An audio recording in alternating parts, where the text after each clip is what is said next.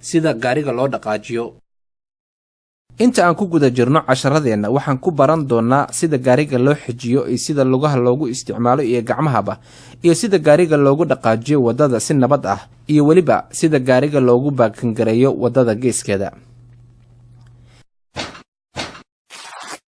sida gacanta loogu maamulo gaariga. isteerinka gaariga sida caadiga ah wuxuu beddelaa oo keliya lugaha hore ee gaariga marka aad beddelayso jihada aad u socoto. marka aad qiyaasto isteerinka wuxuu u muuqaal eg yahay saacadda, waxaana gacantaada ku qabanaysaa halka kore ee isteerinka looga isticmaalo oo la micno ah inaad gacantaada ku qabato halka ay ku abbaaran tahay saacadda 9 iyo 3. marka aad isteerinka beddelayso gacantaada bidix ku riix ta midigna ku soo jiid, marna gacantaadii isdhaafin. tusaha ama hagaha. tusaha ama hagayaasha waxaa inta badan ka soo muuqdaa dhanka bidix ee isteerinka gadaashii, waxaadna ku aqoonsan kartaa calaamadahani. gacantaada ku hay isteerinka una adeegso faraha gacantaada bidix si aad durba ugu laabato inaad xajiso gaariga isteerinkiisa.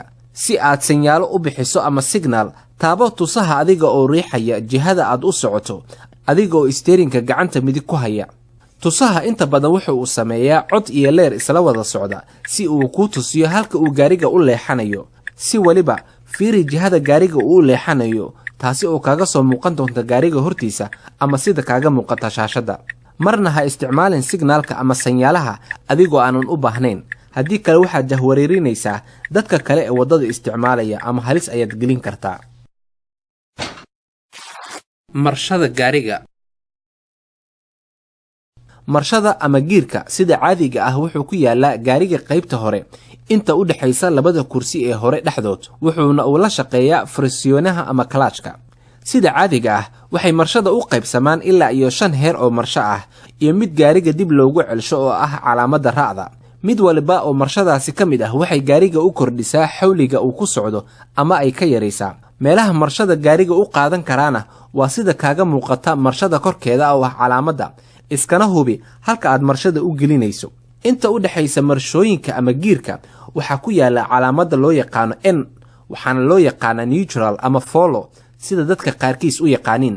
haddii ay marshada astaantaasi ku aadan tahay, waxay la macno tahay in gaariga wax marsho ah aysan ku jirin.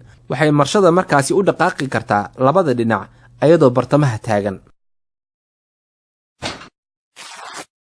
bareega gacanta. bareega gacanta waxaa sida caadiga ah uu ku yaalaa marshada gadaasheed ama labada kursi ee hore, waxaana isticmaalka bareega gacanta ay qabataa gaariga oo si nabad ah ku istaaga.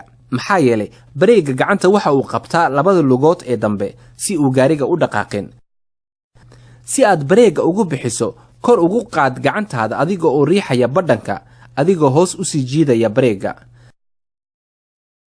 si aad bareega u gelisa gaarigana, gacantaada ku qabo bareega, kadibna badhanka riix, kadibna kor ugu jiid gacantaada adiga oo haya badhanka, kadibna badhanka daa iyo bareega laf ahaantiisaba.